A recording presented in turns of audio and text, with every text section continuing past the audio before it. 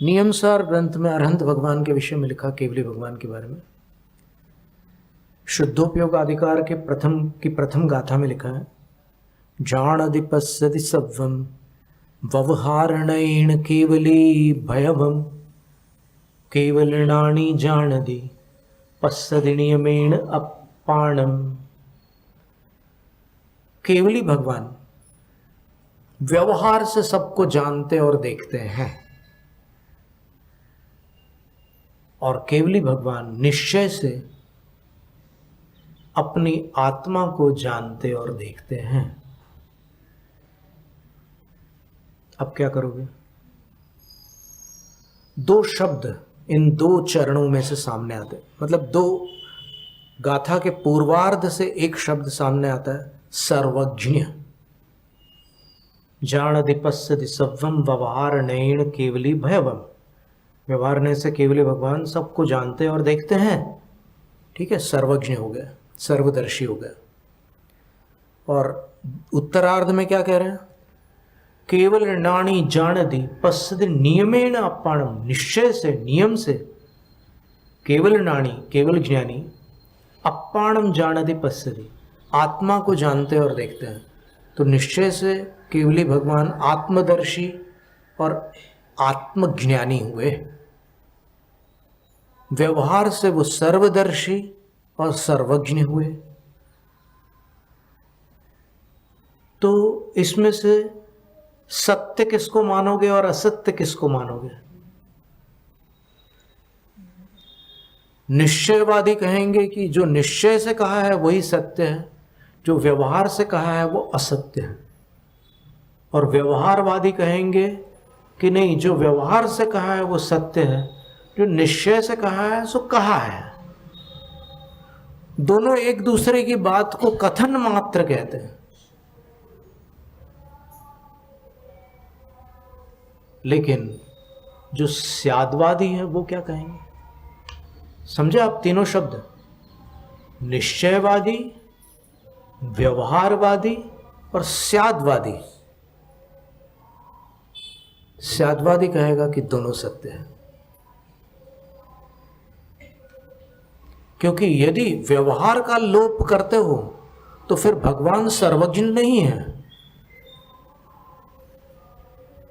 क्यों? क्योंकि भगवान व्यवहार से सर्वज्ञ होते हैं, और व्यवहार का आपने लोप कर दिया तो भगवान सर्वज्ञ नहीं रहे। सीधा सा गणित है। तो निश्चयवादियों के मत के अनुसार जिनेंद्र भगवान सर्वज्ञ नहीं है। क्या जिन मत इसको मान्य कर सकता है कि भगवान सर्वज्ञ नहीं है?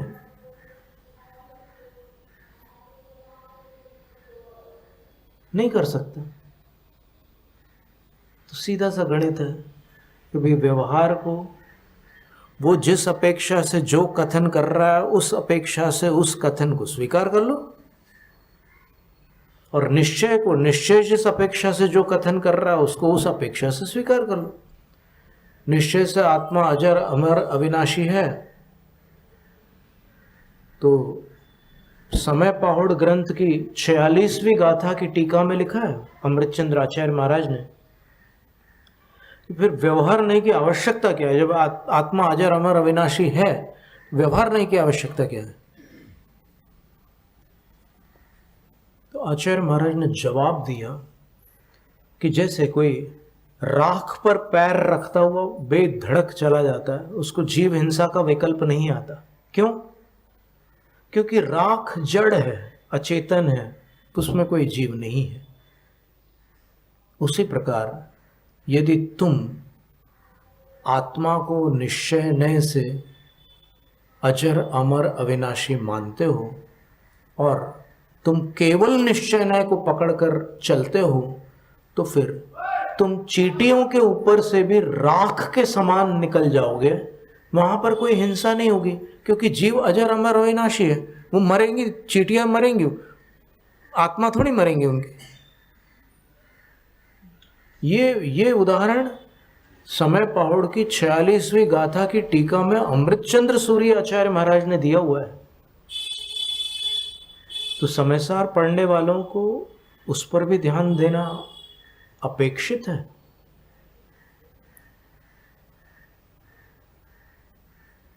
क्या कहना चाह रहे हो?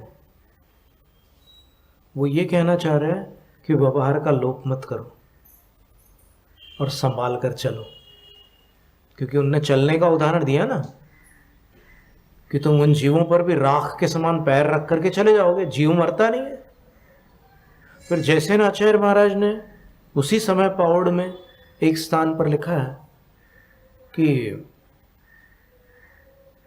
तुम अगर निश्चय का आग्रह पकड़ते हो तो ठीक है, निश्चय से तो 4 गतियां नहीं होती, निश्चय से तो कोई किसी को मार नहीं सकता, कोई किसी को जिला नहीं सकता।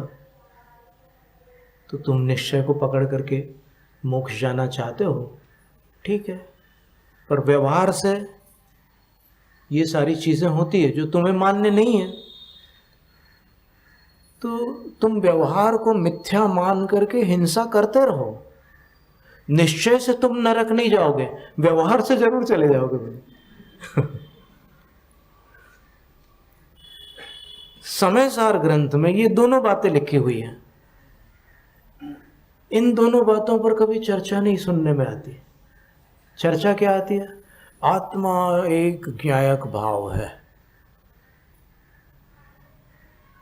आत्मा त्रिकाली शुद्ध, त्रिकाली ध्रुव परमात्म स्वरूप है। देखो, ये सब असत्य नहीं है।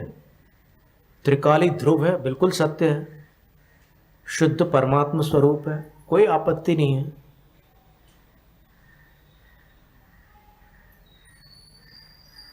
पर कुछ और है, उसको न मानना आपत्तिजनक है।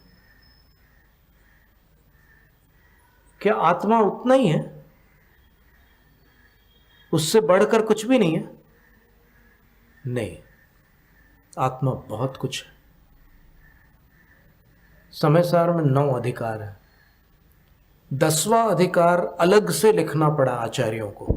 गाथाएं तो 9 अधिकार में पूरी हो गई, लेकिन अमृतचंद्र सूर्य और फिर जयसेन आचार्य महाराज ने एक 10वां अधिकार और लिख दिया, उसका नाम है स्याद्वाद अधिकार।